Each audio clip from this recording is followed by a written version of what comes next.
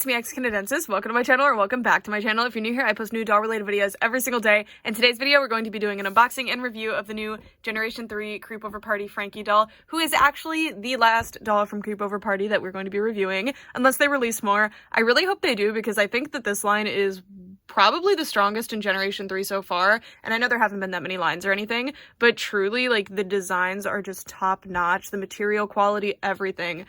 Every single one of these dolls is immaculate, and I can't believe that they retail for $25. It's incredible. This is some of the best work Mattel has put out in a long time, and I don't even mean just the last couple of years. So this is the UPC for this doll, if you are looking for them. And then the back of their packaging. Oh, yeah. And there's a bunch of cute little icons related to Creepover Party on the side. And then on the back of the box, you can see artwork of everybody, including this really cute artwork of Frankie over here. And then this is such a cute thing with Generation 3 that all of the things mentioned here come with the dolls. So it's basically giving you little prompts to start playing with your dolls or setting up displays with, and I think that's super cute. So their Creepover must-have is their Thunderbolt pillow. Their Monster Midnight Snack is an electric energy drink, which is probably the worst thing you could have as a midnight snack, because generally you're going to want to fall back asleep. But Frankie's built different, literally. And their favorite Creepover activity is a video game marathon. And then if we turn this around, I think this is so cute that they actually come with all the stuff. So you can see that Thunderbolt pillow, you can see the energy drink. Frankie, please put that down. And you can see their video game console. And they come with even more accessories than that. So cool. All right, let's get them out of the box. Well, I don't know what to say anymore.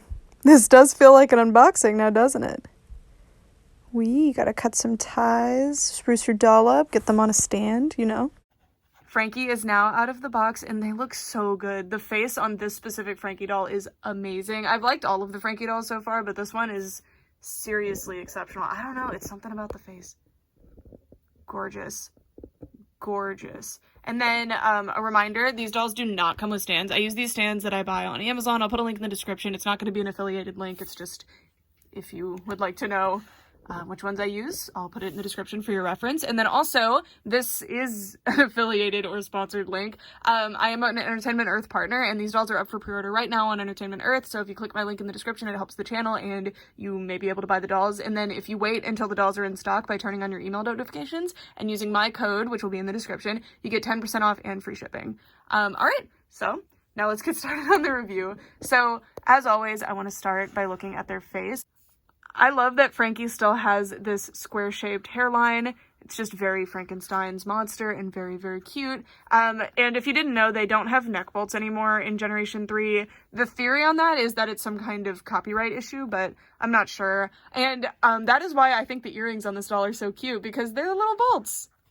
Look at those. Very reminiscent of the neck bolts. In fact, you could probably glue those on and make them the neck bolts if you really wanted to. But they still do have the, like, stitched on paint there, although there's a pretty obvious seam for it there. Not a big deal to me. I love the blushing on this Frankie doll, and I really love the little piercing. Although it's not like a three-dimensional piercing, it's just painted on. They do it in this separate layer that actually makes it look slightly three-dimensional. Like, look at that, at that angle. It's pretty cool. And you can see that they have heterochromia, so they have two different colored eyes, just like the original doll. Or the original Frankie did, I guess. Love the thick eyebrows. That's one of my favorite things about Generation 3 stylistically. And the big ears. I feel like Frankie specifically is such a, like, big ear energy type character. I don't know what that means. And I love the makeup on this one. So we've got yellow on the under eye. We've got this, like, blue here that skews a little bit green, and then some pink up top, and a ton of eyelashes. Really, really pretty. And some really bright pink lips. Although I wish that... And there is a variant of Claudine that doesn't have eye makeup, actually, but in the original Dead Tired, Frankie's doll had very little makeup on. I mean, as little as Monster High could have, right? But it looked so good, so I kind of wish they would do that again for a line like this. But they are doing makeovers and stuff at the Creepover, so it makes sense. Anyway, their hair is styled into a pretty loose high ponytail. And unfortunately, it is polypropylene hair, which is, I mean, I'm pretty sure it is.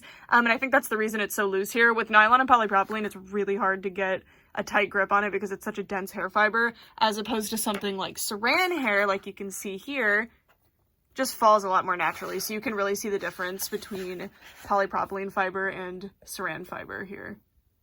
Very disappointing. I don't know why they're doing this, because I'm pretty sure the signature release of Frankie actually had saran hair, so I'm pretty bummed about this. And I'm not the biggest polypropylene hater in the world. Like, as long as it's treated right and the company does a good job packaging the doll, it's not the end of the world, but saran hair is just so much better, and polypropylene can have really bad degradation over time, so it worries me to see it on Monster High dolls, especially now that they're adding it to more and more characters over time.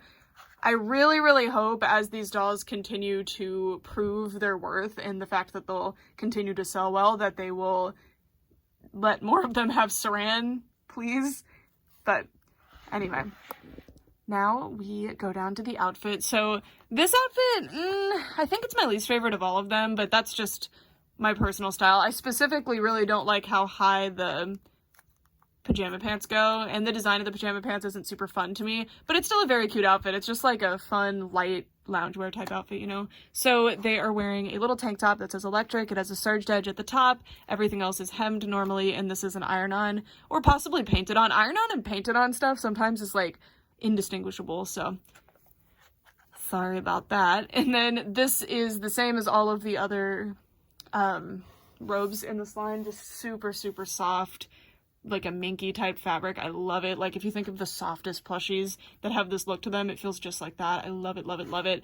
And yeah, they're articulated just like any other G3 Monster High doll, so the same as a G1, except they also have a chest joint. The budget releases, like Day Out and the newest budget release, will most likely not have a neck joint, or sorry, a chest joint, but otherwise they all have the chest joint, and I love that chest joint. I've been saying this, but I will trade having a stand for having a chest joint. Personally, chest joints add so much to the dolls for me. And we'll be doing some posing at the end, because I'll link them in the description, but someone on Twitter did this amazing pose with Draculaura, and I really want to try to replicate it, so we're gonna do that. Anyway, they have these really, I mean, these are pretty cute. They're just like a bit basic, I don't know, but I love this like waistband it has. It's just like a real waistband. It's really just elastic, so like an elastic waistband, but it's this fun lime green color, and it's really nice. I like it. And then it's just this like blue and pink with some possibly stitches in this crisscross pattern. I don't know. It's just not, it's not notable. It's not like boring necessarily. And then the shoes are heinous. If there was painted detail, they'd be better, but they're already set up to fail for me because I don't like sock shoes. I like that they're different like heights on the feet, like that's cute. But I'm just not a fan. I think if I painted some stuff on there, it would be better though, for sure. Oh, and I forgot to show you also this, the nature of this fabric, it sheds a little bit, so look out for that. This is so cute. There's actually this, so they can tie their robe. Isn't that sweet? I love that. So cute.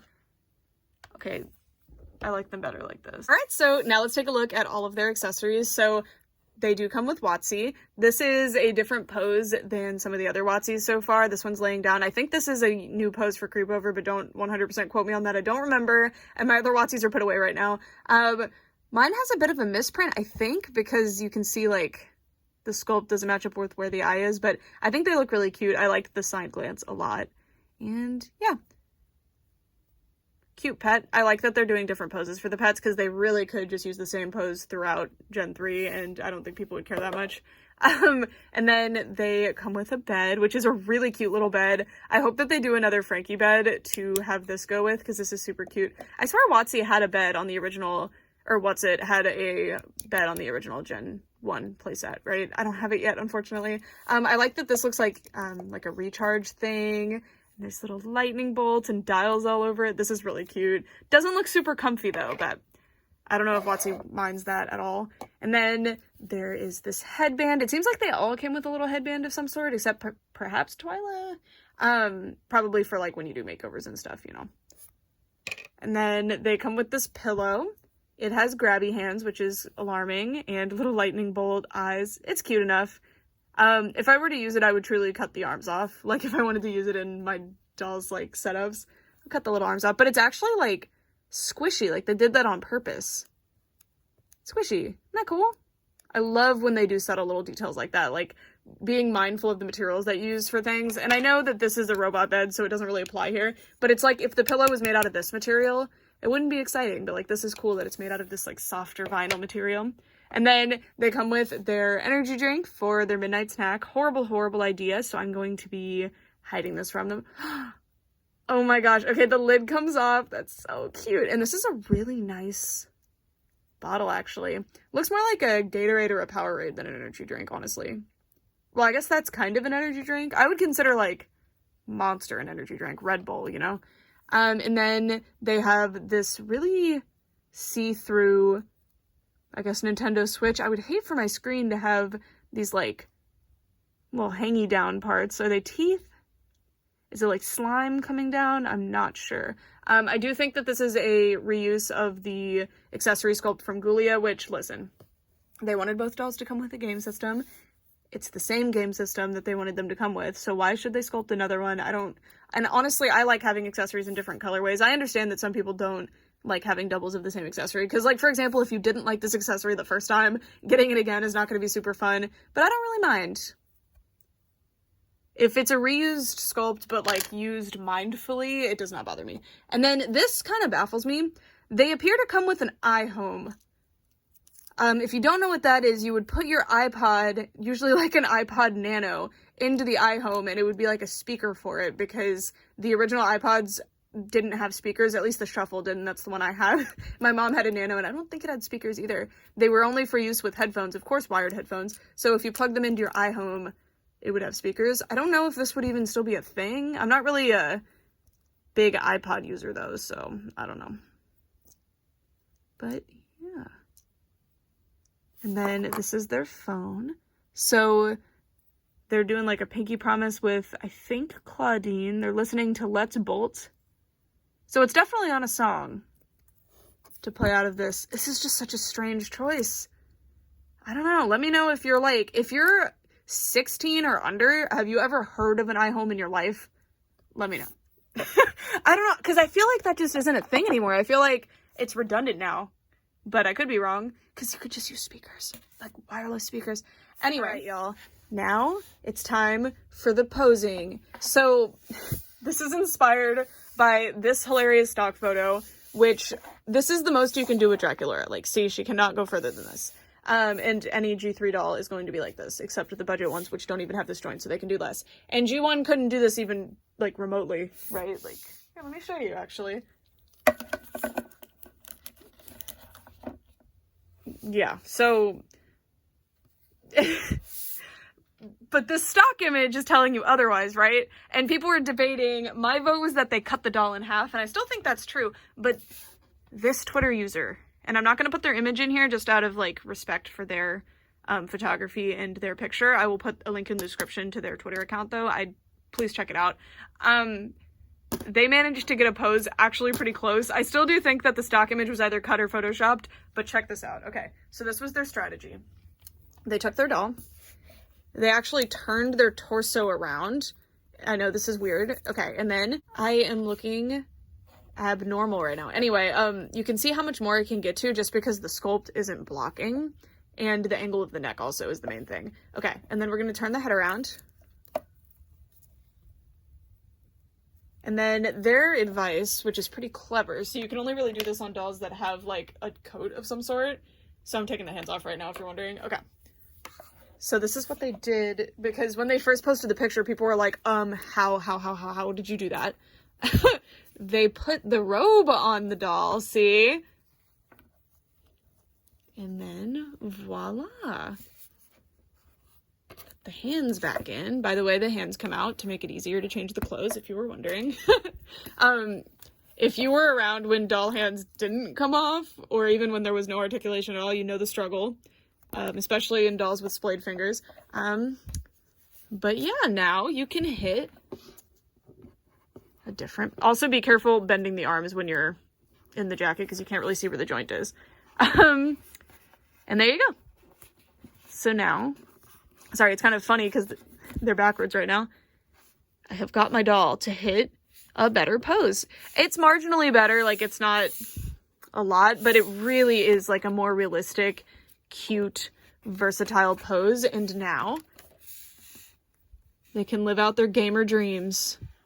It was upside down. they can live out their gamer dreams happily in a way that a G1 doll never could unless you altered them or, you know, cut them in half. I've seen people do that for photography before. Like, have an extra arm just... In American Girl, like, stop motion videos, that's how they would do that, by the way. They would just have an extra, like, disembodied arm. But yeah, so that's some posing advice for you. Look how cute this is! Are you kidding me? And again, this is 100% the idea of this Twitter user, and the link will be in the description to their Twitter account. I was completely gobsmacked. Like, truly. This is so, so cute. I wonder how much, yeah, Draculaura can do. It's really mostly the, like, angle of the neck that changes. That gives you that much extra oomph to your pose. It's great. It's great. And I'm so excited to implement that into some photography because I love posing my dolls. I love photography, but generally I always do the same poses. And I feel like Generation 3 of Monster High has really opened up a lot of doors for posing for me. So it's really exciting to me. And I'm loving Creepover Party.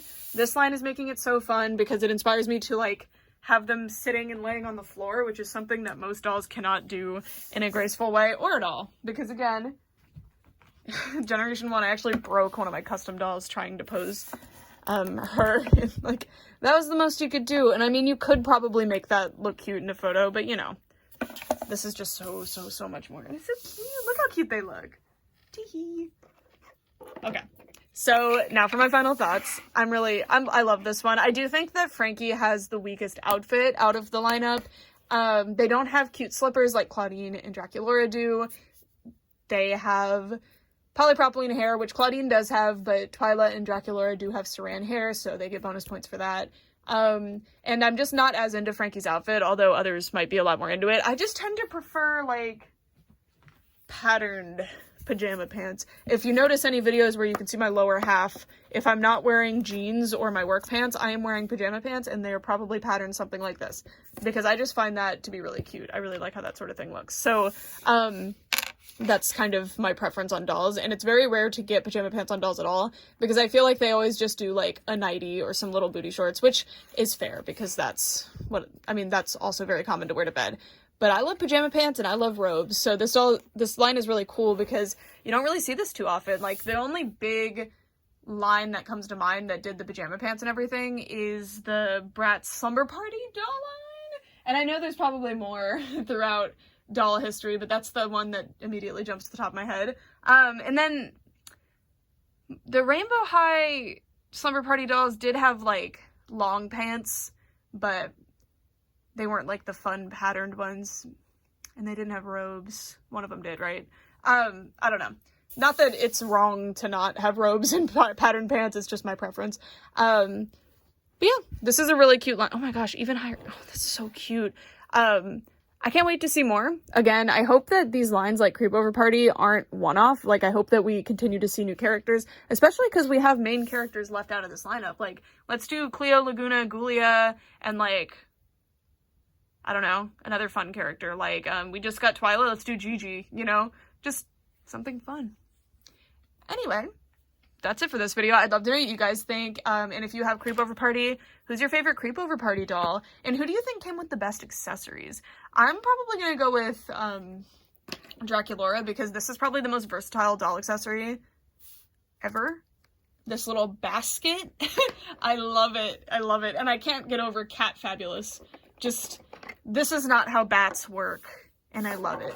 But I really, really love Frankie. I think Frankie's face, specifically, is extremely strong. It's a shame that it's attached to all the polypropylene hair, but I'll live. And yeah, I hope we get more Frankies with unique screenings like we did with Coffee Break, though, because that one's really cool. Anyway, that's it for this video. Thank you guys so much for watching for all this time. Bye!